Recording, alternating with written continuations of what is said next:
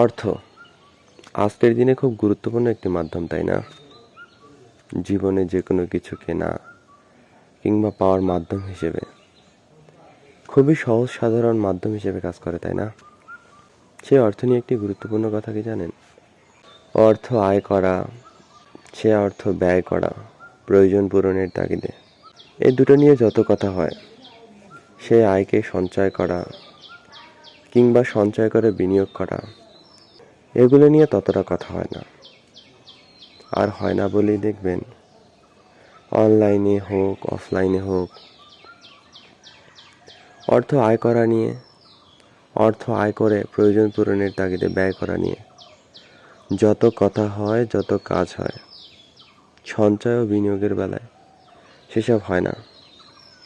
আসলে এই কথাটা এই কারণেই বলছি, অনলাইনে অফলাইনে এগুলোর চর্চা না অনেক কম, এতটাই কম, সঞ্চয় করার কথা কিংবা সেই সঞ্চিত অর্থ কোনো ভালো জায়গায়, যেখানে নিজের মূলধন অক্ষুণ্ণ থাকে, আবার লাভ হয়, অর্থাৎ মূলধন বৃদ্ধি পায়, এগুলো নিয়ে ততটা কথা হয় না, ততটা চর্চা হয় না। ফলস্বরূপ আমরা হয়তো দিন শেষে সেখানেই পড়ে থাকি যেখানে দিনের শুরুতে ছিলাম। এর একটা বড় উদাহরণ কি জানেন?